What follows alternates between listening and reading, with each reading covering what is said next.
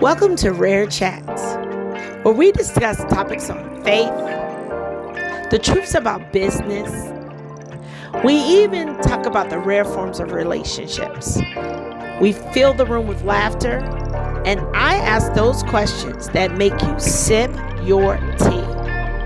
But I fill the room with geniuses like myself, and we take our genius and put it together to help professionals excel in their careers and in their business. We're not your typical show. So join me, your host, Sam Mabry. I'm also known as Tax Guru Sam for Rare Chats.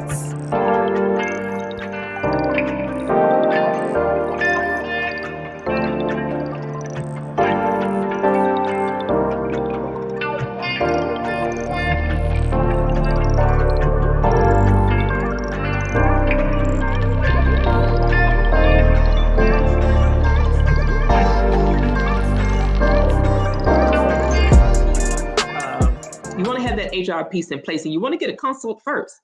Get a consultation, book a consultation with me, allow me to help you figure out what it is, because I have solutions for the DIY solopreneur and micro business and micro entrepreneur. I have those DIY because we all starting out as DIYs and bootstrapping. Yeah. I'm still bootstrapping. I've been doing it for a long time. It's like there's nothing wrong with the word bootstrap, okay? There's nothing wrong with it.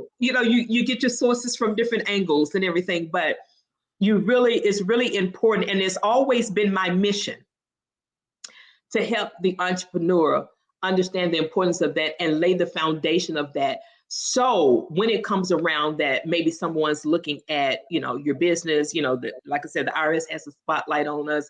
Don't ignore the HR and people management side of your business, even at the beginning of your business.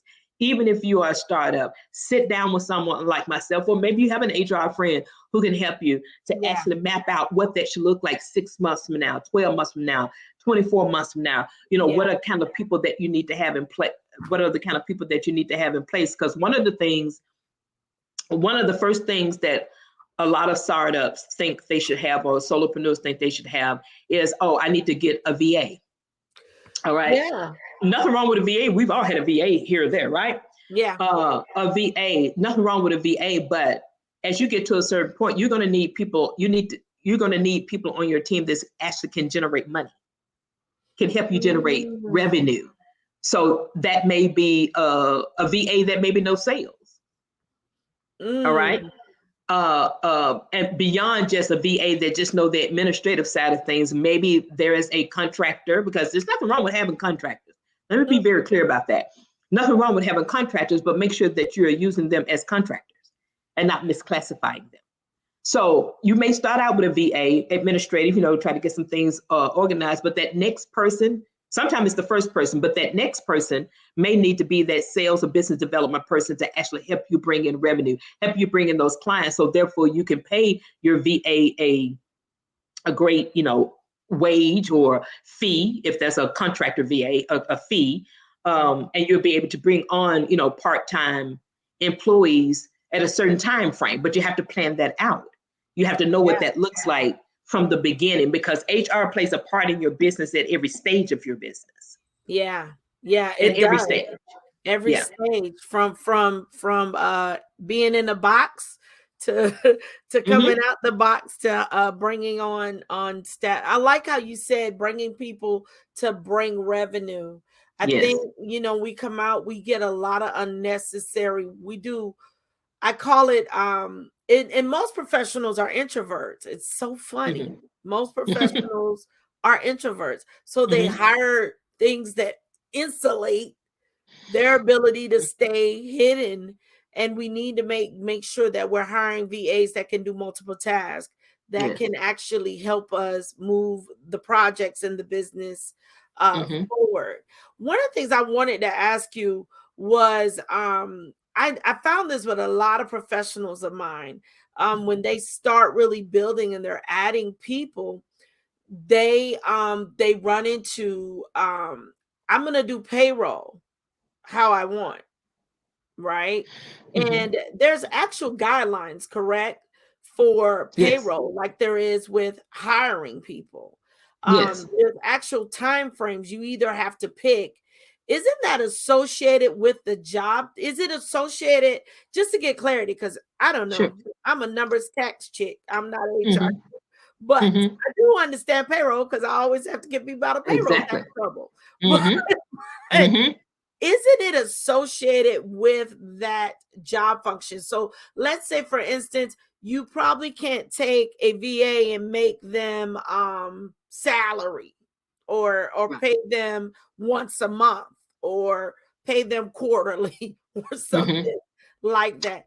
Or can Well, you pay people however you want to pay them? Because I've had those arguments when people have gotten in payroll trouble. It's like, they've told the IRS, well, I pay them the way I want to pay them. That's not how that works. no, that's a very good question. I'm glad you landed on that too. Now, let me preface this. I'm not a payroll person, Got it. but I understand the fact that I've been in HR long enough to understand the fact that payroll, particularly, let's use the VA since we're using that as an example. The Yeah. VA is typically going to be a contractor. Okay, let's get that out the way. It's going Great to be a idea. contractor, a W-9, 1099 contractor. No problem. That means that you're going to pay for a certain number of hours, per month, that they're going to assist you and things of that nature. Now, if you have a payroll system, Mhm. I don't care what the payroll system is. If you have a payroll system, like an ADP or like Expand HR Payroll, we're introducing that out now. Okay. Yeah. If you have a payroll system, the payroll systems now are set up to handle contractors, employees, household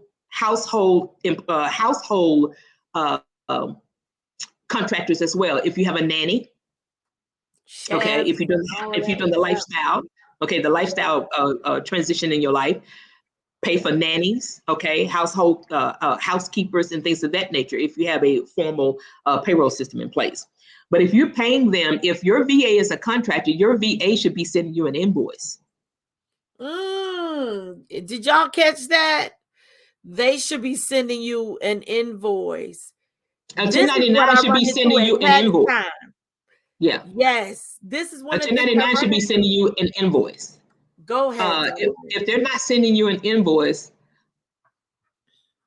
Mm. yeah, they should be sending you an invoice if they're a real contractor. Like I am a true contractor.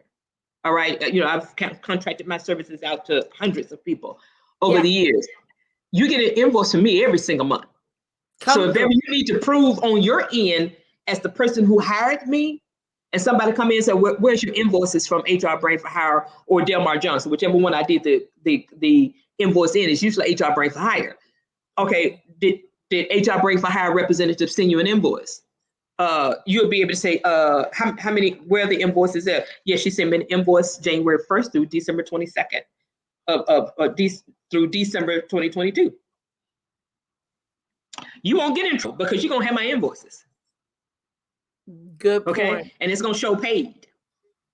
So if you are working with contractors, they need to have signed a W-9 for you because 1099s are coming out. I was just telling my two contractors that's brilliantly been working with me on the Expand HR side. It's like, oh yeah, I need to make sure that I have your W-9s on file. Let me go make sure I got them so I can send your 1099s before January 31st. That's right. So and they send me an invoice every month. Okay.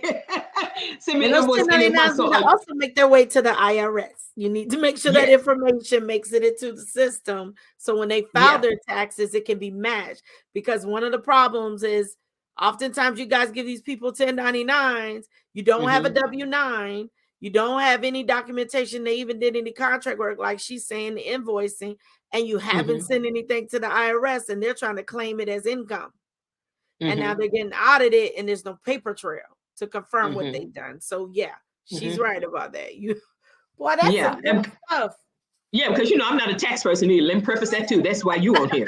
But I know you need the W-9, file the W-9, have and then Yes. do the 1099s and have those out by January 31st of the month Yes. of the top of the year, and so they'll be able to file their taxes when they're doing this as a contractor. But a true contractor is going to be invoicing you. Good idea. Okay. Yeah. Even if you have them set up in your payroll system just to make things easier, because I've been a contractor like that before for a local client when I was still in Memphis.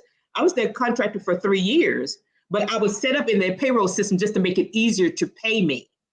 but I had a contract in place. That's You know, it was just easier to point. pay me, but I had a contract in place that they was paying Delmar Johnson Enterprises LLC. So we had the contract in place, but they set up all their contractors, and it was just for easy payroll purposes, so they could track it. Okay. So it's set up like that. But most of the time, if you're a small business owner, you're working with just one or two people, you know, and you're probably doing QuickBooks or whatever.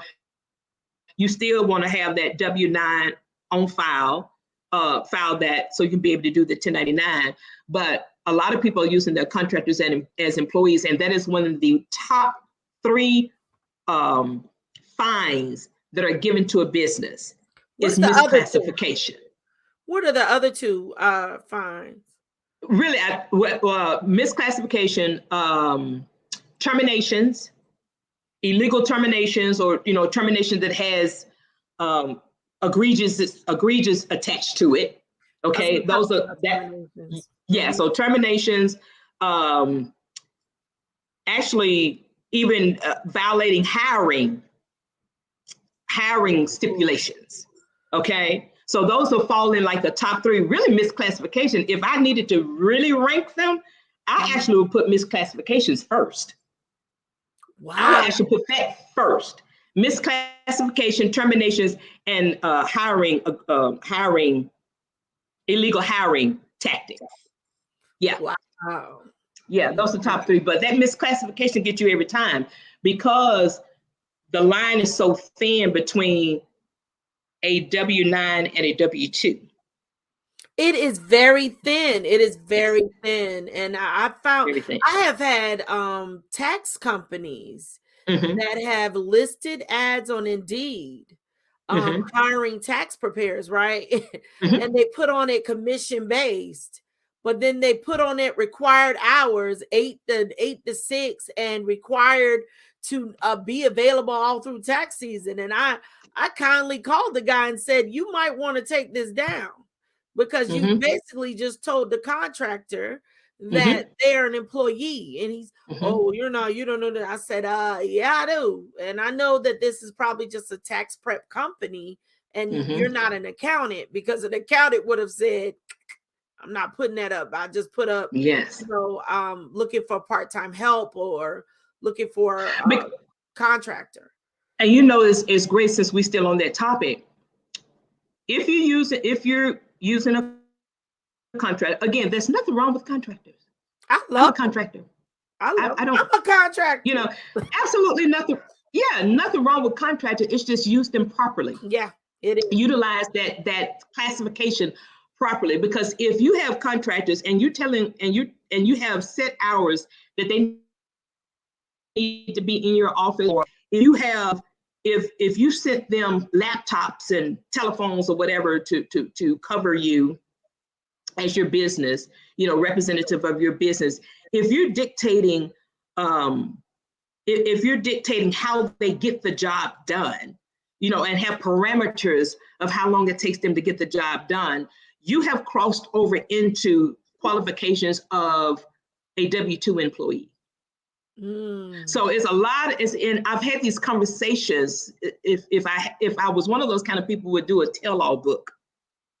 Woo, there's some stories. HR secrets, honey.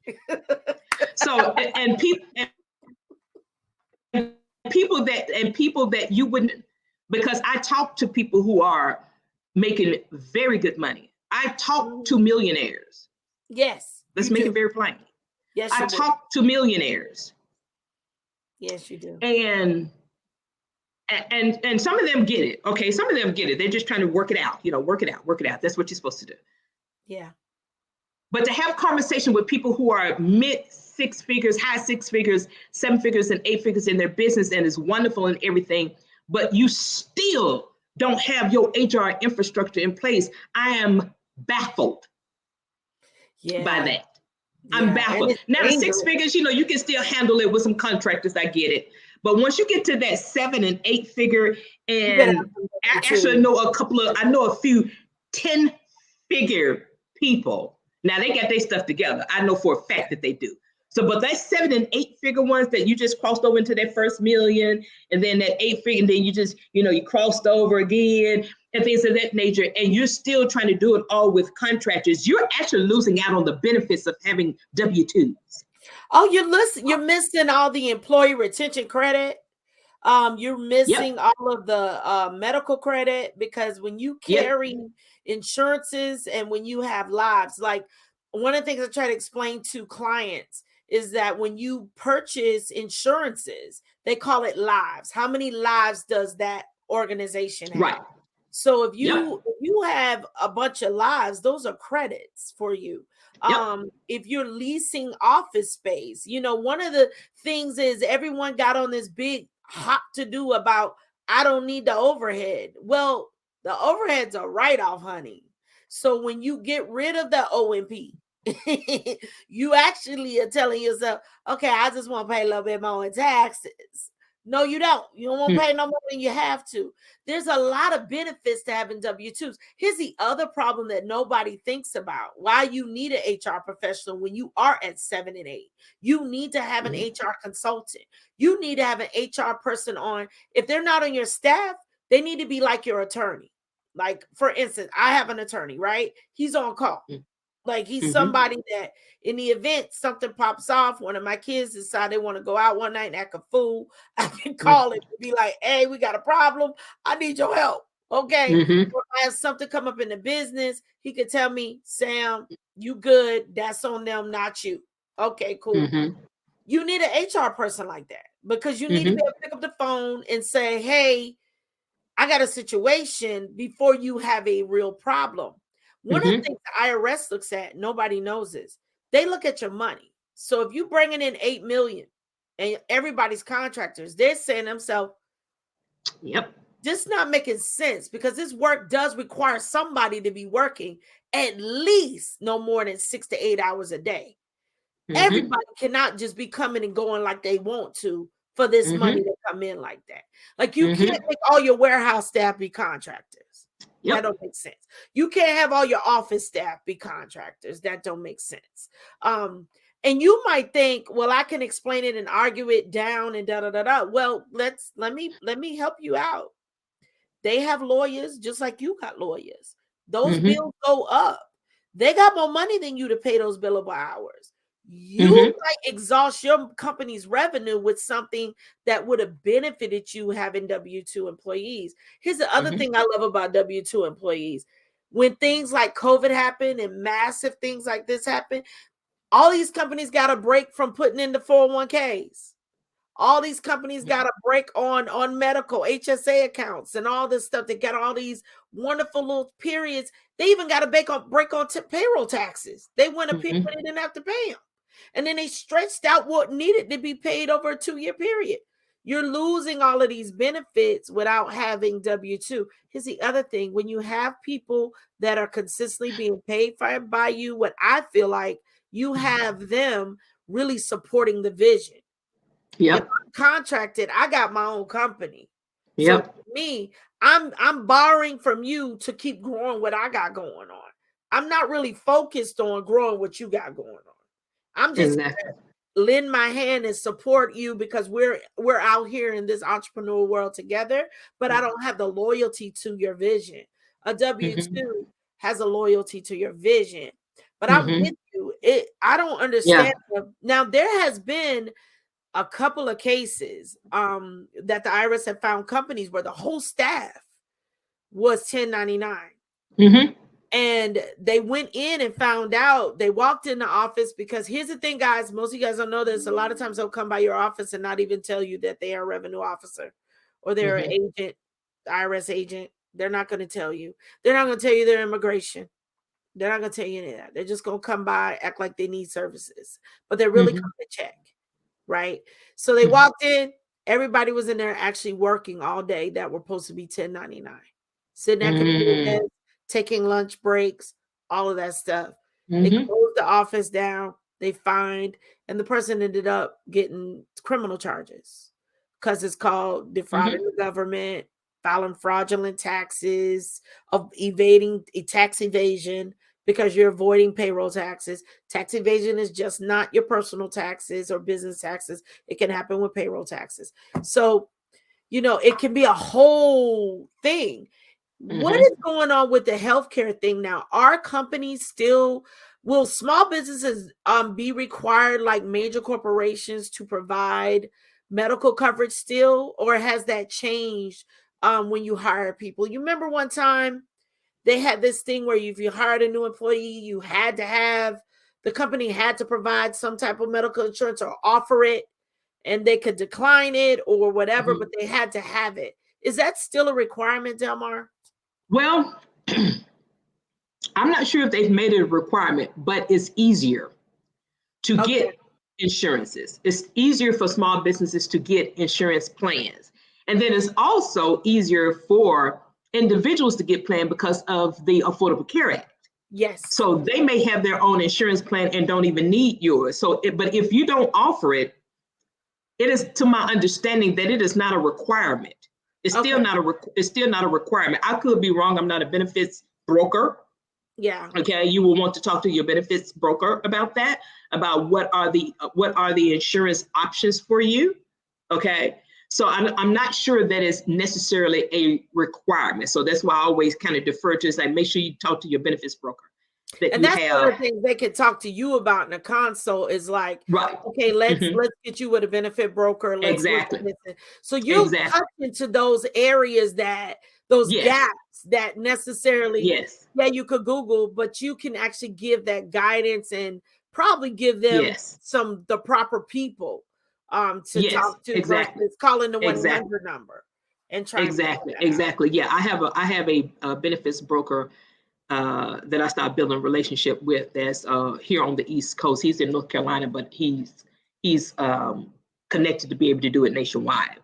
So you want to have a licensed benefit broker. Let me preface that. You want to have a licensed benefit broker, and that actually takes me back to a question that you asked a little while ago, Yeah. when we was having technical issues about the insurances that Yes. people should consider. I myself, I have general liability and I have professional liability. So the errors and omission, I have that for Yes. me, Yes. and I'm not a professional in that either, but I knew I have general liability plus errors and omission professional liability insurance. So you at least want to, I would think that you at least want to start out with that. Again, get with your insurance person. Your Yes. licensed insurance person can search out these things for you, with Yeah. you, Yeah, and they find can. out what is the best for you, because I need to review mine. It's like, okay, wait a minute, I need to increase my insurance because it's Yeah. changed since I initially got my things in place. So I need to actually talk to mine and say, okay, now you need to increase that. I want a little bit more coverage. Yeah. so Yeah. so you want to be able to change that, and of course you have the opportunity to change that when things have changed in your business, or like if there's open enrollment and things of that nature going on, or it's renewal time for your insurance, you're able to change things at that time. Mhm. And if something major has happened, you can go back and say, hey, this actually has shifted, and I didn't give you the information on time or whatever, but I would like this to be shifted to another level of insurance. You may have to pay more, but everything costs more now, so we figure things out. Figure those things out. But We it's figure great that things you out. pointed that out, that even not as a professional, you need to get errors Mm-hmm. and omissions. I Mm-hmm. want us to start as professionals. Sometimes we get on social media, and I think I was just telling one of my my executive leadership coach this yesterday. Because being a Mm-hmm. CEO, which I'm going to bring this up for you to talk about as well, is policies and procedures, because something you're Mm-hmm. very good at. You have done for Mm-hmm. many companies and big companies. You've helped them Mm-hmm. fix that. Is one of the things we talked about was like, hey, I'm tired of telling people they need to have this stuff, because you need to be able to protect in the event somebody gets mad, because people get Mm-hmm. mad. I mean, we live in a Mm-hmm. world where everybody watches Judge Judy. So Mm-hmm. they Yeah. think they can just sue. And I'm so glad you brought that on up about policies and procedures, because we were talking about W-2s, right? Yeah. And I know we probably, people listening say we may be all over the place, but catch the nuggets that you need to Catch catch. the nuggets. Catch Hey, the on the nuggets that you Rare need to Money catch. Podcast Show, we don't Yes. do the y'all know me. Y'all know I don't do that We one, have 2, 3, 4, conversations. It's 5. not necessary. I have it's conversations, honey, and we have rare ones. And listen, Yeah. we keep it uncut. I don't keep it it's not politically correct over here. Yeah, it's not always politically correct. It's some uncut stuff going on. Okay. That's why we call it rare. With the policies and procedures, let's talk about policies. Yeah. Because I don't want to mix up what procedures are. No, I want you to talk about both, because I don't, people always telling me I got my procedures down. I don't need help with that. And I'm going, what's the policies in the company? Like, do you have a time that people supposed to report to work? What do you do with sickness and time off and leave and all of this? And then they go, well, I got contractors, girl. They don't need to know that. I'm like, whether you got contractors or not, your contractor need to know what days you close, what days you're open. I mean, what they can and can't do on your system. Like, let's talk about that. Let's talk about that too. So let's look at policies from two sides. So the first side, policies really apply to W-2 employees. Okay, policies actually establish the culture in which you are building your business on. So that includes your mission, your vision, your core values. So policies are actually part of that. Now, this is probably going to shock some people. Employee policy manuals are not dictated by the government. They're not necessarily a requirement. But listen to me well. Pull your ear up to the video, to the mic. Listen to me well. It will behoove you as an intelligent, smart, professional, and small business CEO, if you're headed in that direction, to have policies in place. Written policies specifically. It will behoove you. That's a fancy word. Yeah, it is. To make sure that you have it, right? That you have it. All right. So policies, because there's certain employment laws that apply to every company, no matter the industry. Okay. But then employee policies are an internal guide. For that particular company. For that company. It's an internal guide. Because you want to have it written down in writing. You want to have given, even if it's an electronic copy of your employee policy manual, employee policies to your employees that you have on file, whether you have 2 employees, 3, 5, 10, your micro business, but you're flourishing, right? Yeah. So you want to have them written, because you're always going to run into, well, where's it written down at? I want to take vacation, but I don't, I'm putting in for 25 days and I want to take it off. Why can't I have it off? I didn't see it written down anywhere. Write them down. Write them down. And heard that, write them down. Write them down. Get a professional to do it. If you do it yourself, get a professional to at least audit it, go through it and let you know what's missing at the very least. Okay, to put it in there. So those policies give you guidelines, all right, give you guidelines, give your employees guidelines, and it helps us, and it is part of establishing the culture in your business that you have guidelines to follow, that everyone follow, you as the owner, the CEO, as well as your employees.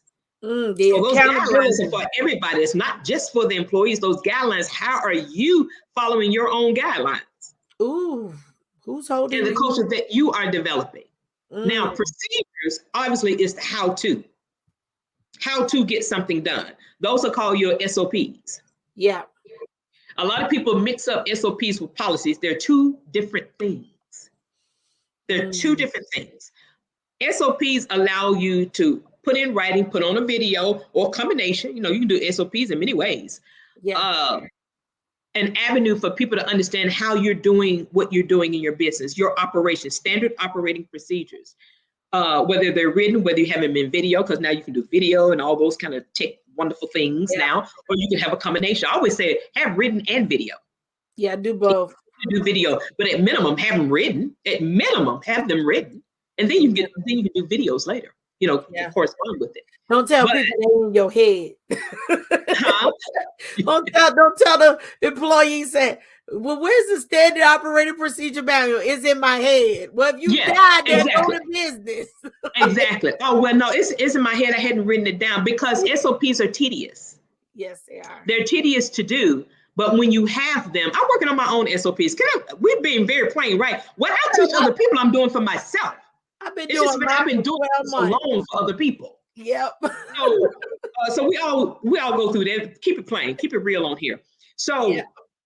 but SOPs can be very tedious. But once you plan them out and start doing, one by one, one by one, eventually you're gonna have them together initially about what you need in your operation. So when you're hiring the W-2 and there's certain procedures that you want them to do, or certain operations that you want them to do, it's like, hey, because now you can do it electronically. Hey, download that SOP so you know how to do that.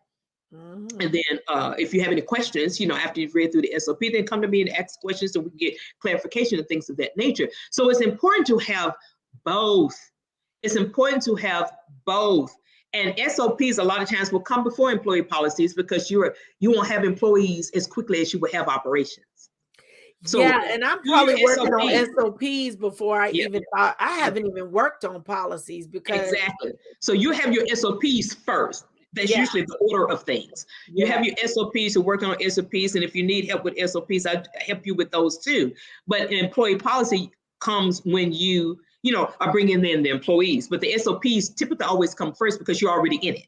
You're already operating. You're already doing console, y'all. And if you have contractors on the policy side, if you have contractors, policies are not for contractors. But let me tell you what you can do. You can have an onboarding, what I call a contractor onboarding, guide, if you will.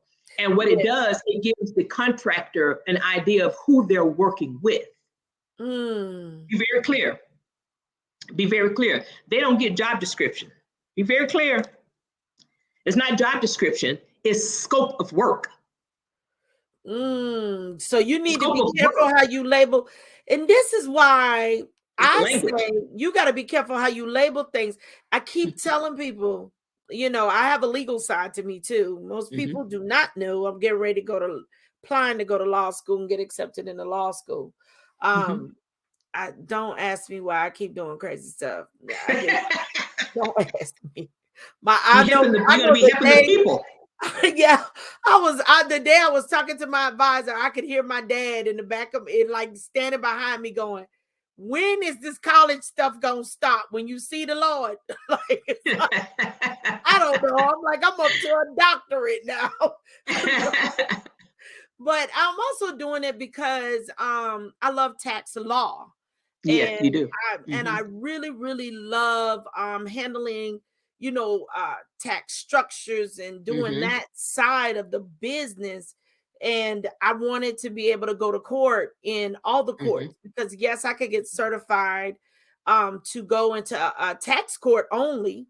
And I am aiming for that, but I wanted to be able to go into superior court. I got to go in on a case, and it was just funny. The attorney I was with, he was like, all I did was just use my license. I was like, pretty much I did all the work. He was just like, will you take your hind parts to law school? And so that's why I'm doing it. But one of the things I wanted to say was, you really need Delmar. I need you, because one of the things I discovered as a professional, we all professionals, let's be real, because this is reality. We're going to tell the truth. We think we are good at everything because one, we are all college astute. We're probably all carrying masters of some sort or 15 of them, all kind of certifications, all kind of CE, because when you work in a professional career, you are taking continuing education courses. You are constantly being bombarded. If you work for a corps, they're putting you in trainings. They're taking you to conferences. You're doing all of that, right? So you come out here and you go, oh, I can take a few HR for courses, and I could borrow some of Delmar's HR boxes, and I got it. Honey, even with her HR boxes, I didn't have it. Okay. I got procedures that got gaps. I got it written up, and yes, some things flow pretty well. And when I ended up with my accounting coach, who's an accountant, she's a CPA, she comes in, she's like, Sam, you did great, but you need an HR person because you are not HR, kid. You like / accountant / lawyer, not / HR / accountant / lawyer / brander / marketer. She's like, you need to find So I agree with Delmar. Like, she literally just pointed out something that was very poignant, because If you write a job description for a contractor and they come to audit your files and see a job description and you've been paying them 1099, you're going to get a fine because you were supposed to have a scope of work, not a job description. So we don't even know the play,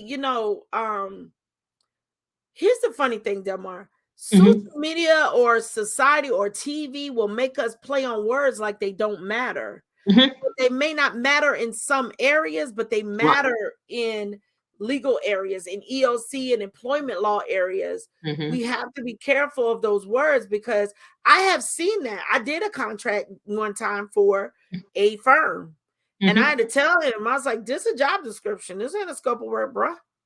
He was like, well, this is what I want you to do. I was like, so you gonna pay me every 2 weeks? Are we doing employee? Am I filling out a W? You taking payroll taxes out my check? And he's like, oh, I don't want to be responsible for payroll taxes. I'm like, well, what are we doing? So it's just like you saying, like, those are two, or what about the contract for the contractor? I was thinking that we're on the same path. I was thinking it's like if you're working with a contractor, a real like if you're working with me, you're gonna sign a contract and you're gonna get an invoice. Period. You're gonna sign a contract first with a scope of work on it, the dimensions of what I promise I'm gonna do with a time frame. You're gonna have you're gonna have my fee on there, how to cancel, confidentiality. You're gonna have all that on the contract, and you're gonna get an invoice. And this is when the invoice is due. You have a certain amount of days to, pay it and all those kind of things, right? All that's going to be on the contract and you're going to get an invoice, all right, at the time that the invoice is due, all right? So you want to have a contract in place too with that. So let me go back with the job description. This may help somebody. If you already have job description, and I've done this before too. Okay, let's be very transparent. I've written up job descriptions for people that I know we're going to be contracted by. So, we're going to do a contract. We're going to put this as a scope of work. Okay, flip it to a scope of work because you may do a job. You may do a job. You may have a job description right now for your contractors. Well, you probably need to go back and do it as a scope of work profile. Got it. Go back and do it as a scope of work profile. Get rid of all the things that say job and who you report to and all that kind of stuff. No, go back and do it as a scope of work profile. This is a scope of work that I would like a contractor to do.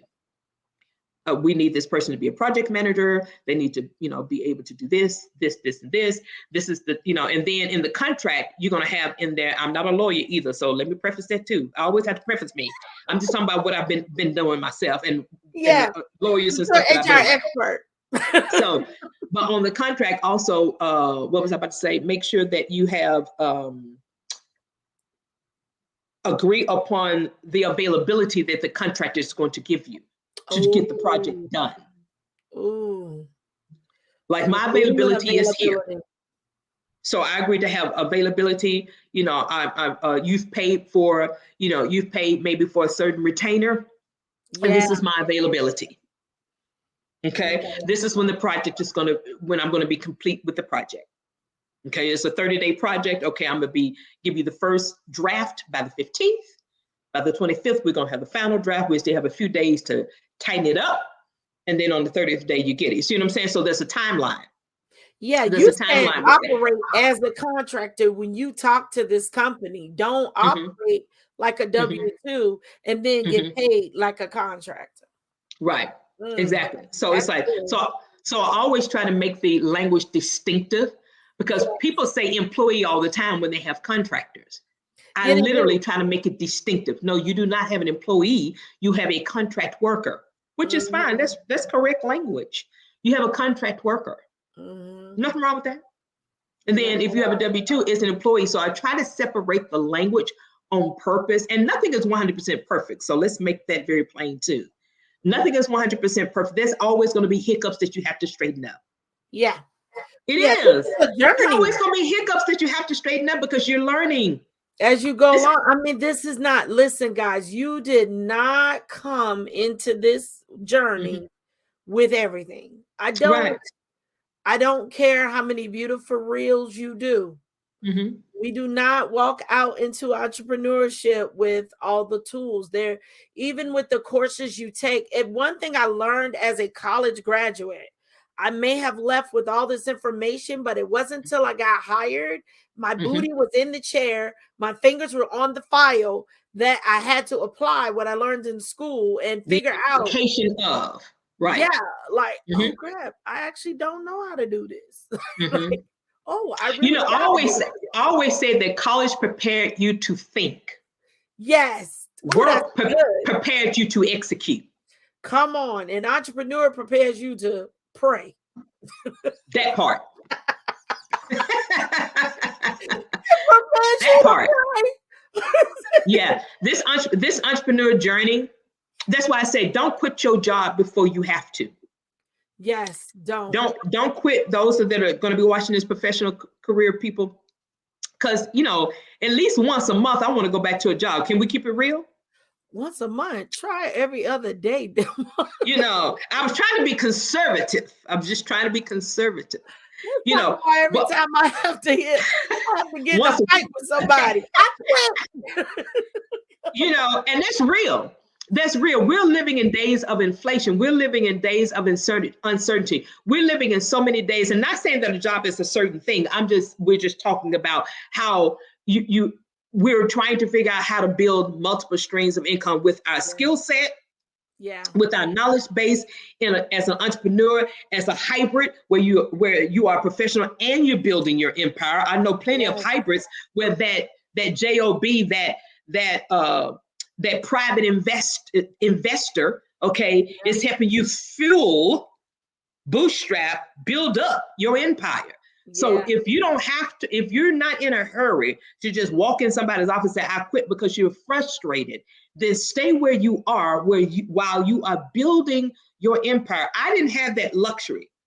I didn't either. So that's why me and Sam, we're laughing and we're teasing on here, but at least once a week, once a month, it's like, Lord, now wait a minute, let me just go look for this job, and I'm good with that. Resume 2.0. Resume 2.0. And that's the reality of it. A lot of times people don't tell you about that in entrepreneurship. I know a lot of entrepreneurs this year went back to the workplace because they needed some stability, because they had families, they had themselves, they had husbands, they had children, and they used their intelligence, their wisdom, and say, you know what, let me go back, let's stabilize. And we're still going to work the business because we got revenue coming in, so we're not going to drop it. It's just now we'll be able to fuel it with this money over here and stabilize it. I know several entrepreneurs that have gone back to work this year and in 2021. There's nothing wrong with it. There's nothing to be ashamed of it. It's called multiple streams. It's called multiple streams, and it may be doing it in different avenues. And of course, you can get multiple streams under one umbrella with all of your skill set. In HR, I've done a revenue wheel several times, and I easily have 8 streams under my umbrella of HR. But maybe part of your 8 stream is having the job, the business, and then things that you do under your business. So, I just don't like when people say, just make you feel guilty for having a job and building your business. That's not the way of the world. It's not. And everybody doesn't get, let me put it like this. I didn't get the option to, I think I said it in our group. I didn't get the option to quit. And I didn't get the option to go back.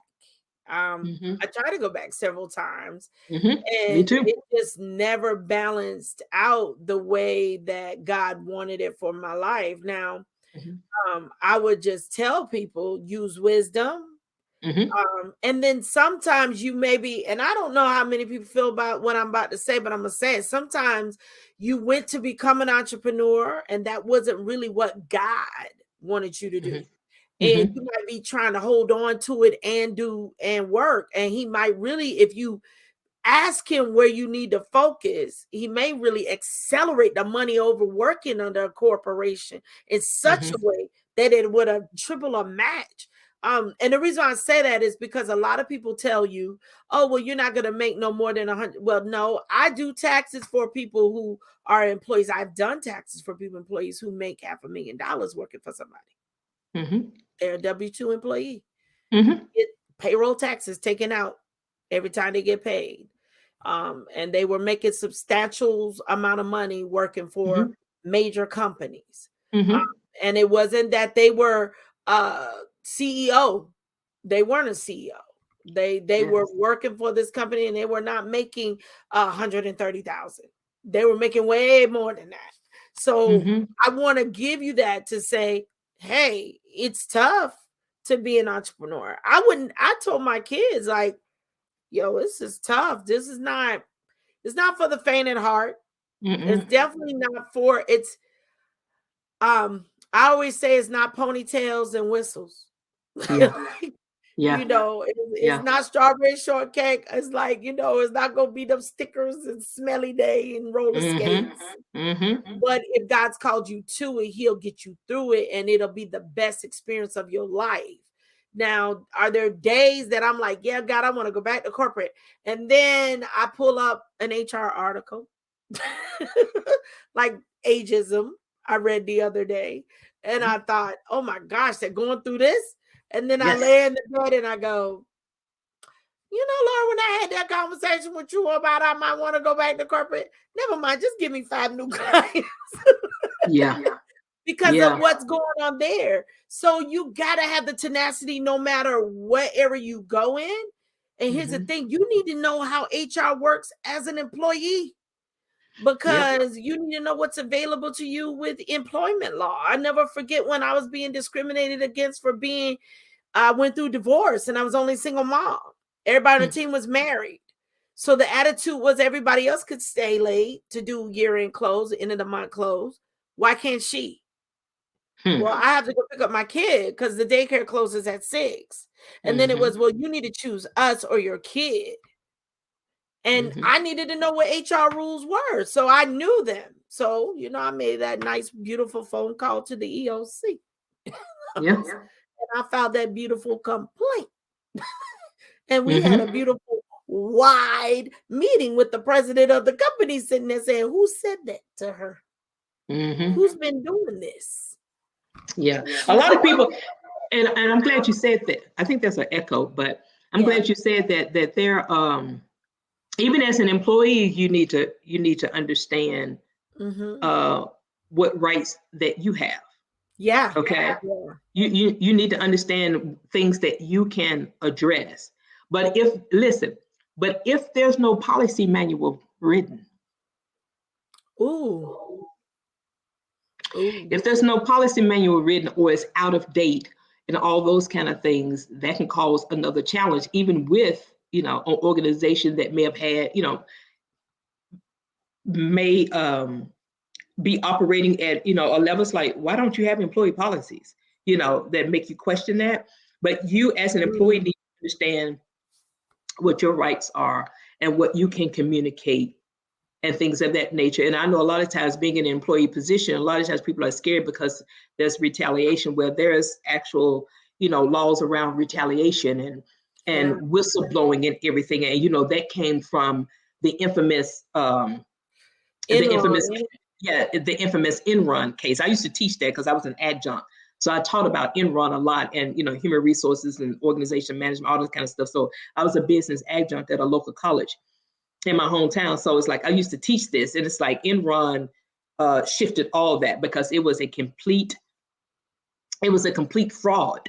Yeah. A whole company, a complete fraud Big and money destroyed company. people's financial lives. Yeah. Yeah. And that's where the Sarbanes-Oxley Act came into being. Yeah. Because the whistleblower, who was actually a higher up, she was a senior person. That was a whistleblower. So that whistleblower, law came into place. So now employees can be, if it has to be a whistleblower, if something's really crazy going on inside of a company and you're noticing it, you're not just supposed to be retaliated against. Yeah. As a whistleblower, but even in just general rules that are in the place or guidelines that are in the business, you still need to understand just in a general sense of what you should, give yourself a voice for, exercise your voice in that. And yes, and also be prepared for there may be consequences.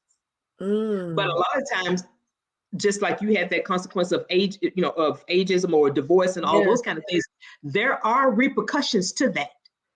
And Yeah. employers know that.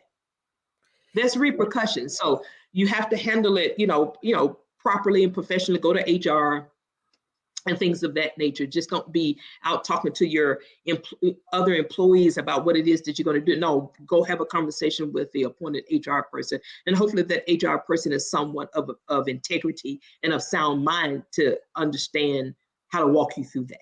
Yeah, and that's good to say, even for a CEO and an entrepreneur, is have that outside person that you're talking to, not doing that with your employees. If Yes. there's an issue or concern with another employee, don't talk Yes. to, even if you have other C-suite management there, don't have that Yes. conversation.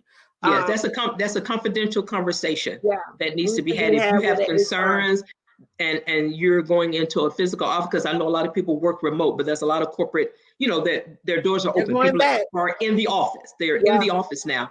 It's yeah. like that's supposed to be a private conversation in that HR department, that HR manager or HR, team lead or whatever. That's supposed to be in their office with the door closed. Yeah, what qualities, before we wrap this up, Sure. I got two last questions, and then Okay. you have to play our game. We have a Okay. game that we play. It's our 3-question rare game. Okay. And so I like to do that. Guys, you guys, I'm gonna split this up in a 2-part show because Delmar gave y'all so much. Like, I was sitting here thinking, girl, this is a webinar. We need to charge $2,000. Come on. You just help them build their whole practice. Like, if they was taking notes, they know right now, like, okay, I need to put some policies, I need some procedures, I need this, I need that, I need to put That's why I said through all our fun that we've had in conversations, like chew the meat and spit out the bone. Pick up Get what you out the need. bones. Y'all got some good stuff in this podcast. I'm loving it. Shoot, now I'm not even gonna trip. I'm like, I'm gonna have to go back and be like, let me take these notes. But I gotta book my appointment because we're growing, and this happens to you guys. I'm gonna share this. Take this information from this podcast because a lot of times growth is not planned. I don't care how much you vision board it, you speak it, you pray, name it, claim it, speak it, claim it, drop $1,000 in a pot and it'll happen for you. Okay. I don't know. I care how much we do that. Oftentimes growth happens without you knowing it. Like, it just pops up and you don't know what to do really with it. And that's when you need to know, hey, there is some resources. You can come to Rare Money TV podcast, grab some of this information, and hey, go to askdelmar.com, book a consult so you can get the help you need. Because for me, I woke up in the middle of the end of last year going, what just happened? Like, where all these people came from? I need help. And I That's remember good. going, I remember telling one of my contractors, I was like, listen, girl, just fill that W-9 out. I don't have nothing else to tell you because I didn't do nothing because I didn't know I was going to need you. And she was just like, Sam, now you of all people are like a type A. I was like, yeah, but I did not listen to Delmar when she kept warning me because I was like, that's never going to happen for like 5 years because I just got to do it like this and that. And it'll pop up on you.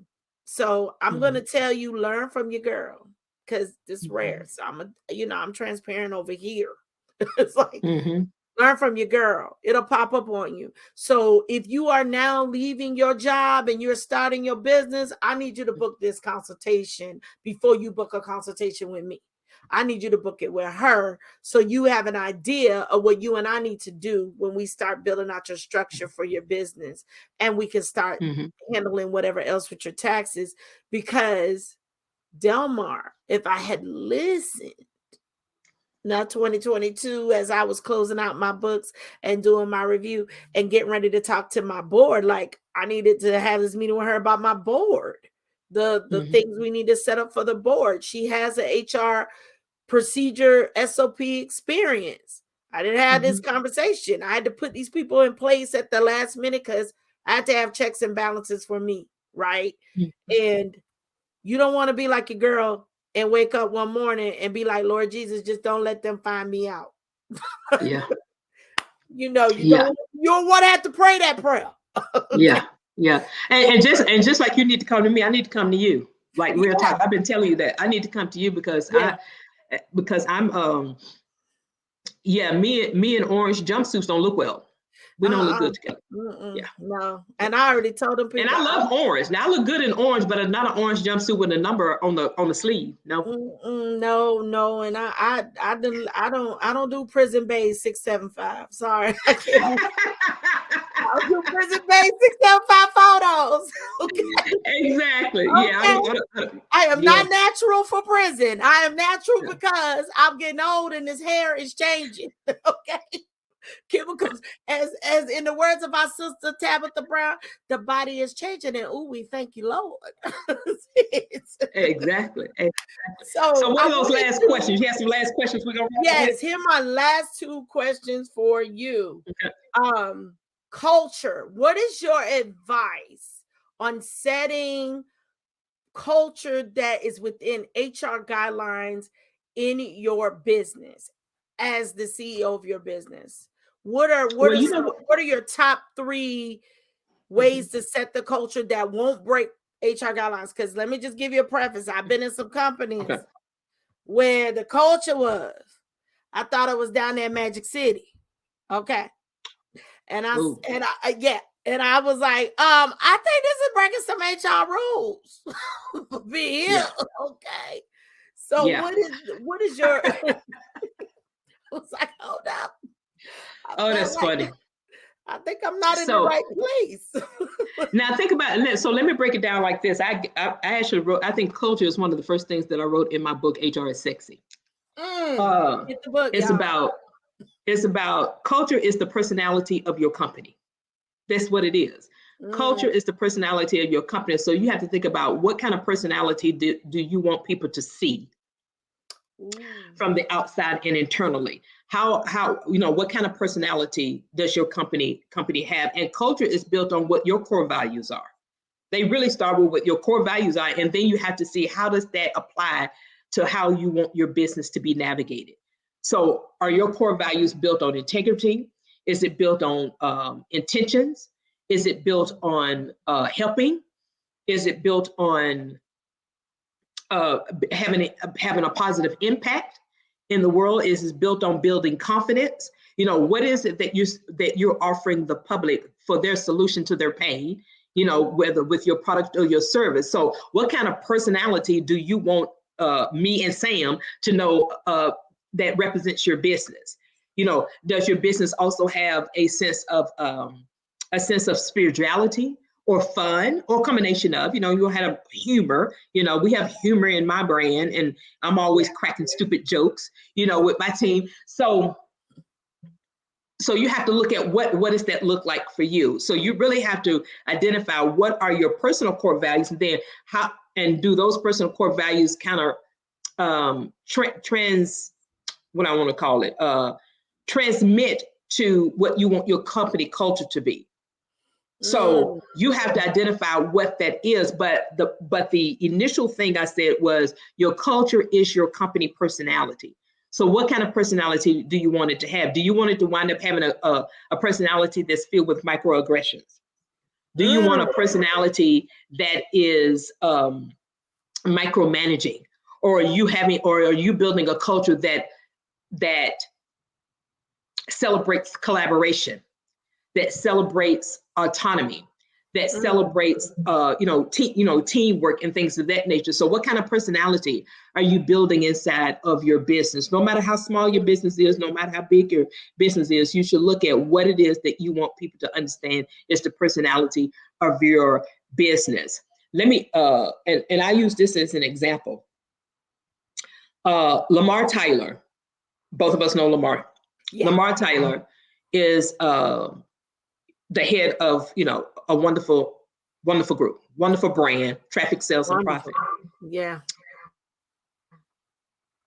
One of their core values, and their core values are actually written on the walls in their offices. Yeah. It's written on the walls, so you can't miss them. Okay. Yeah. And one of them, if I'm not mistaken, I don't want to get it incorrect, but we do more with less.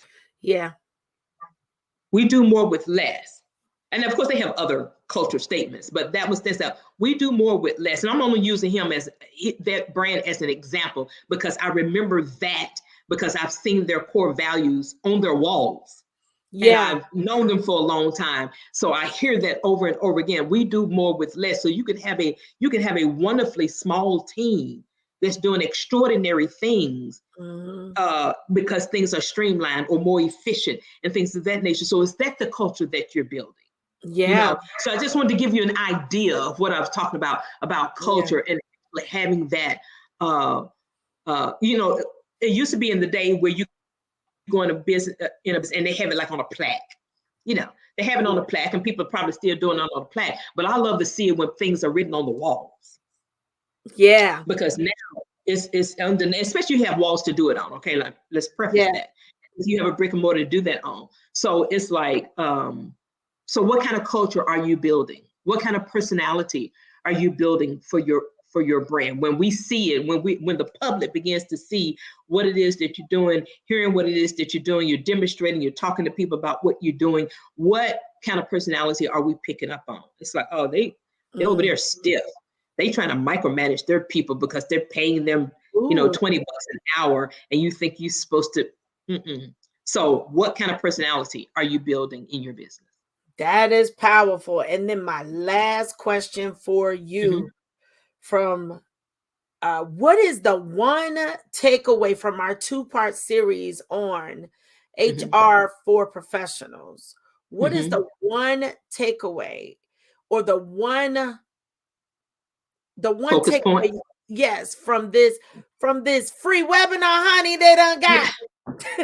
It's like, don't be afraid.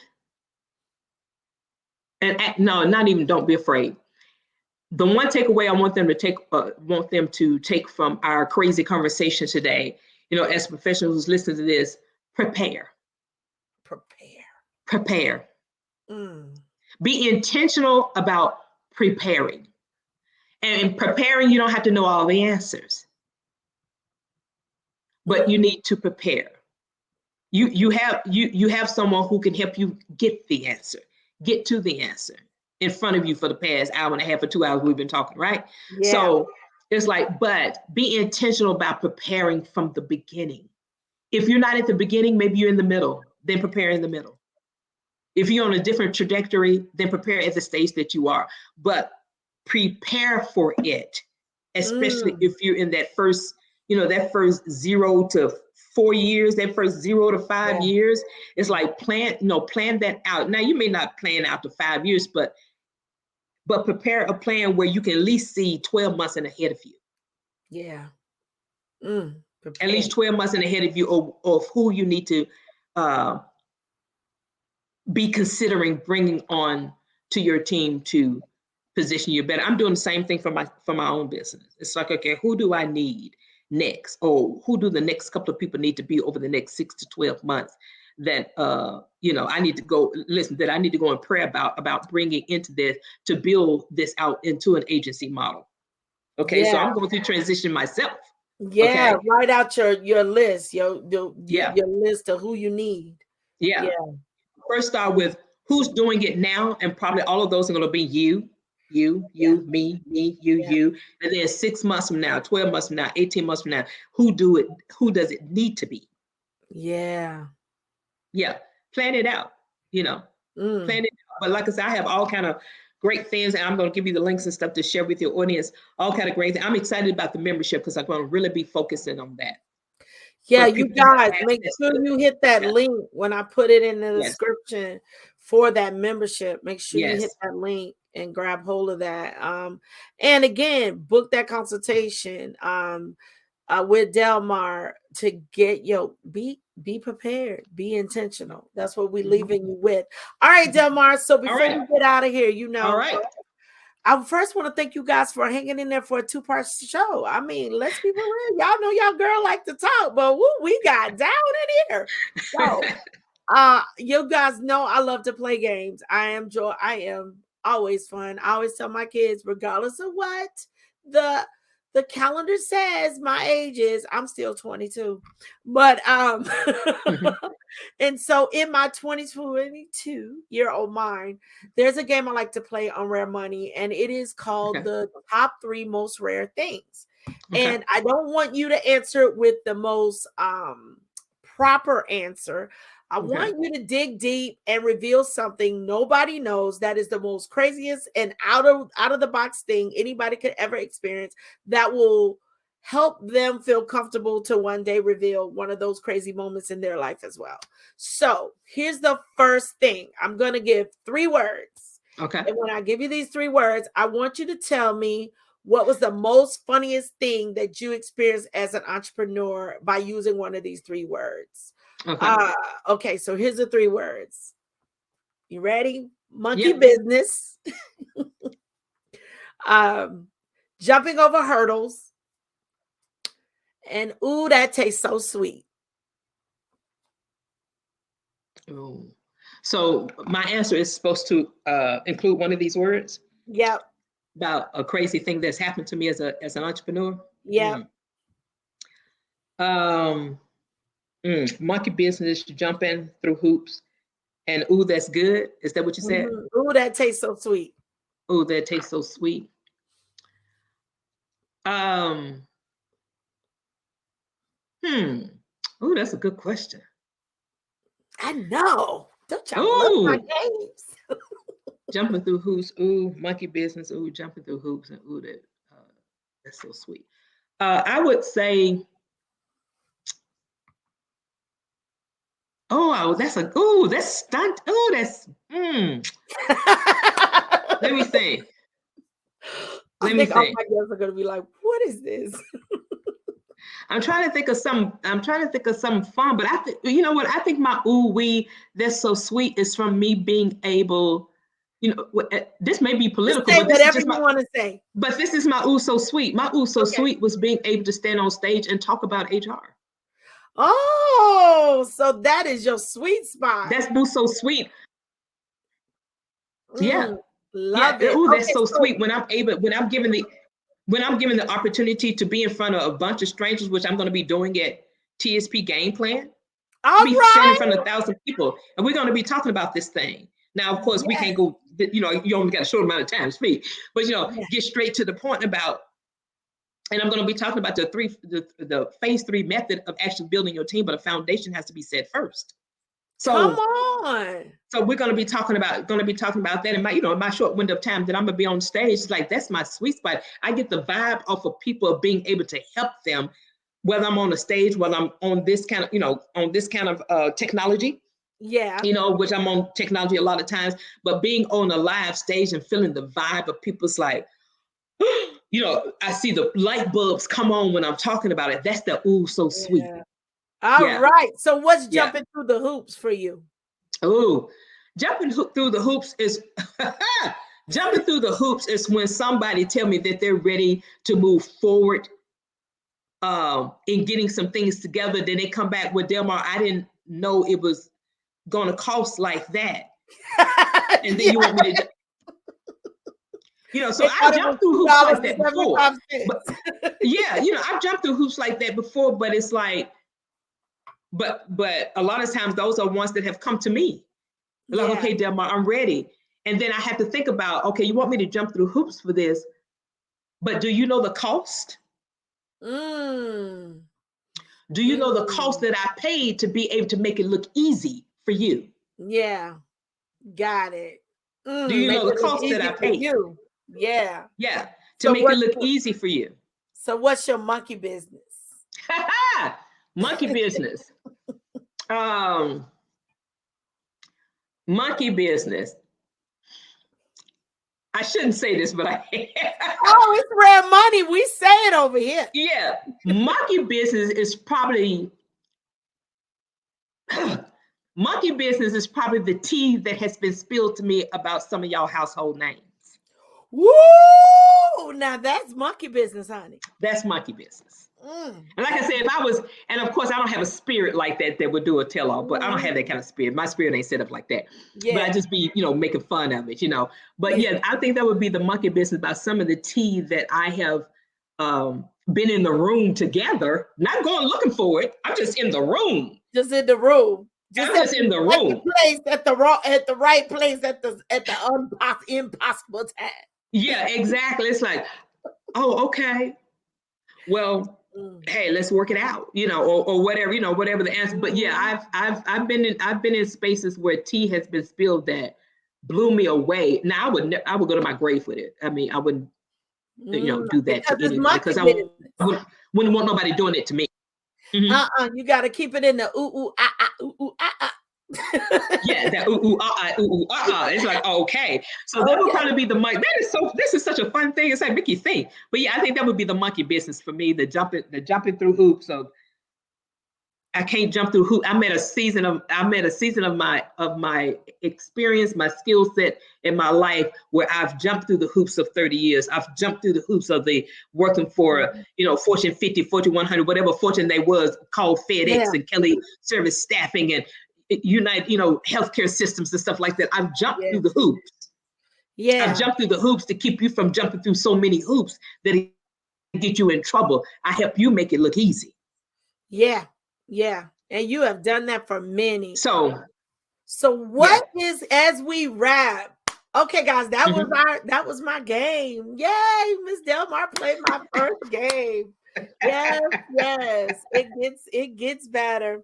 All right, Ms. Delmar. So what do you got coming up? What is it that you want my listeners and the world to know? Because I just discovered that people way in Germany be listening to my show.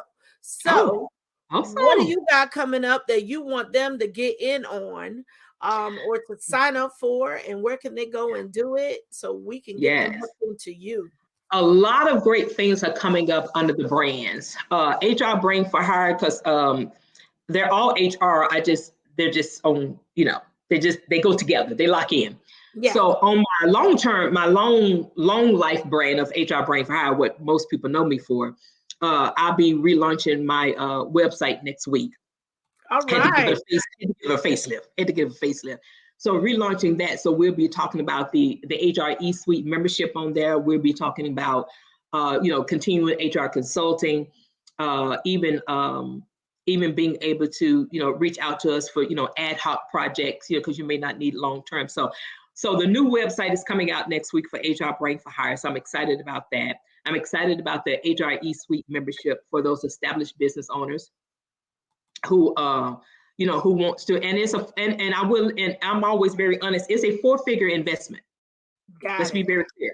It's a 4-figure investment, all right? But you can also have an option to pay annual or quarterly.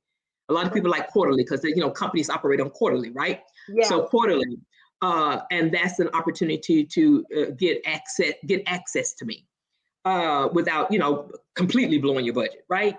Right. And then we're really excited about expandhr.co. That's our version 1.0 of our hiring onboarding platform. And we have ExpandHR Payroll that's available now that we're rolling out. March is our target date to just really open up the doors of the ExpandHR core, hiring onboarding version 1.0, kind of like our beta, to get people in to begin to streamline their hiring and onboarding. So that's going to be coming out March, specifically because it is women-owned. It is Women's History Month, and it is a company that was founded by Black women. Okay, it's a tech company that was, my partner is Shana Atkins, and we are launching it officially in March.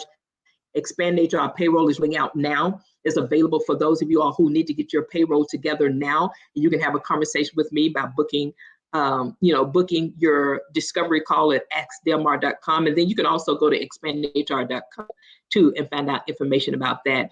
And HRBrainForHireAgain.com is going to be launching next week. So you have plenty of ways to get in contact with me. You have plenty of ways to find out things about me, but I would love to be able to help you. But the first part is just simply book a call. Just simply book a call. Yep. And you can find me all over social media under my name, Delmar Johnson, Delmar and Co. So it's always a combination of my name. So you'll find me everywhere. And on LinkedIn too. If you're a professional and want to connect with me on LinkedIn, I'm definitely there on LinkedIn. Yeah, we're hanging out over there a lot more today. That is Yes, where the professionals are hanging out. yes, So, yes, yeah, yes. So this has been great, Sam. I was it's like, I been hope great. it's like we didn't know we was gonna go this long, but that's why you're gonna do a two-part. Sometimes things are just a two-part kind of thing. You know what? Hey, and I always looked at it like, hey, I'm sitting here. This is all good information. You need 2 episodes. There you go. so, Exactly, exactly, and and I enjoyed it. It was great information yeah. for me. Mhm, Told me, hey, by the end of first quarter, you need to have booked your appointment. You need to book a consultation. You need to find mhm, out what you need from Delmar. You need to get moving. You need to stop mhm. Because trying when to, the first part of the year, January yeah, is a month of establishing the rhythm yeah, of your yeah, business. We're all doing for the that, right? year. It's establishing the rhythm. The first quarter is establishing the rhythm of your business for the rest of the year. So that's why I say, you know what, I'm not sitting on this membership anymore. People need it now. Sometimes you don't know that you need it until you see it. So I've already reached out to past clients that I know, that they're in a certain position in their business now. And it's like, Yeah, let me people that I know. That's where you yeah. start.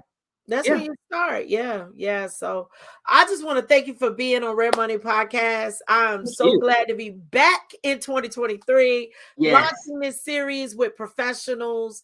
I decided in 2023 that I'm launching, guys, a bunch of episodes with professionals to give my Mhm. audience tools, expose my audience to who I am and who I'm connected Yes. to and what's Mhm. in my world. Because I think sometimes people don't know that I know folk. You know, So, folks, Sam. They don't know that you know. they don't know that I know. They try to tell me. I'm like, no, I know folk. But Exactly. I know a few folks. right, I know a few people. And so I also want to give you guys some resources. So by the time we're Mhm, working on your tax problems, your tax structure, I'm looking at contracts and legal stuff with you and fixing your mhm. taxes and all that. We can move on and make our relationship even better. So you Okay. guys, make sure you listen to this on Spotify, on Amazon, on Apple Podcasts, on YouTube. Make sure you subscribe and make sure you click the links at the bottom and get in Mhm. contact with Delmar. Now, listen, don't listen to a 2-part series and not get in contact. I mean, you're just cheating yourself out of an opportunity to get your life right. And even if you are an employee, maybe you might Mhm, need to get her advice on how to handle situation for mhm, a entrepreneur you may be working for, because it's a little mhm, different than working in mhm, corporate. mhm. You might not Yes. have someone you could go to. So this is Yes. why I'm in this space. I don't just deal with entrepreneurs. I also deal with professionals that have Mhm. careers. And I want to give you resources that you may not be able to access if you're working for a small business that don't Exactly. have an HR in place for you to go talk to. So Exactly. Delmar's available, and follow her on LinkedIn, guys. Listen, Yeah. LinkedIn's the spot right now. It's hot and Yes. heavy for us professionals. So go over there and follow her, get in her DMs, chat it up, and Yep. invite her to some speaking engagements. Get her on your stage because, honey, she's at TSP again, again. And some of y'all are having events, and that means you need her. So Mhm. get her on your stage. Make it You pop. know, can I do one last thing? Since Sure. you said that, because I am available for speaking this year. I actually, how we all just kind of recalibrated our lives during the Yeah. pandemic. I'm looking for speaking opportunities. So I'm gonna put it out there. They say you have not because you ask not. I'm looking Yes. for speaking opportunity and paid speaking opportunities. Let's put a caveat on that and make it very That's specific, right. okay? Paid speaking opportunities because it always baffled me, especially in the beginning. It always baffled me, and still some people do it now. You have an entrepreneurs conference, or you have a conference of business owners, small businesses, and people Yeah. who are building, firms and things of that nature, but you still don't have anybody talking about their people operations. You You still don't don't. have nobody on the stage talking about these are some of the things that you want to consider. I'm not going to shove it down your Yes. throat and say these are some things you want to consider as you're building that team, as you're growing Yeah. from 10 people to 20 people, from 20 people to 50 people, because at 50 people, certain laws kick in when you get to 50 people in your business. So it's just all those kind of things. All Yeah. those kind of things can kick in. So you have not because you ask not. So I'm putting it out there. That's what I'm looking for in 2023 to be able to pour into people from that perspective, from their HR and people management, and just being that CEO that they're looking to be. Yep. All right. So y'all heard it first from her. Get her on your calendar, book her, call her, pay her. Not with a soda and a sandwich, with dollars and cents. I'm going to need you guys to wire cash flow, okay? Because your girl ain't trying to hear that y'all called her and invited her with a sandwich and a Coke, okay? Or Oh my a goodness. Gucci bag, okay? Because Oh my she's already goodness. Gucci, okay? She's already Gucci. We need cash, okay? We need cash, okay? All Oh, that is too funny. All right. Well, this is your girl, Tax Guru Sam Mabry. As you all know, you can follow me at Tax Guru Sam.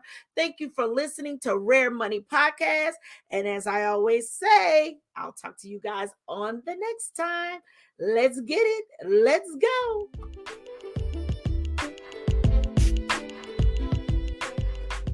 All right, guys, I want to thank you so much for joining us tonight at Rare Chats.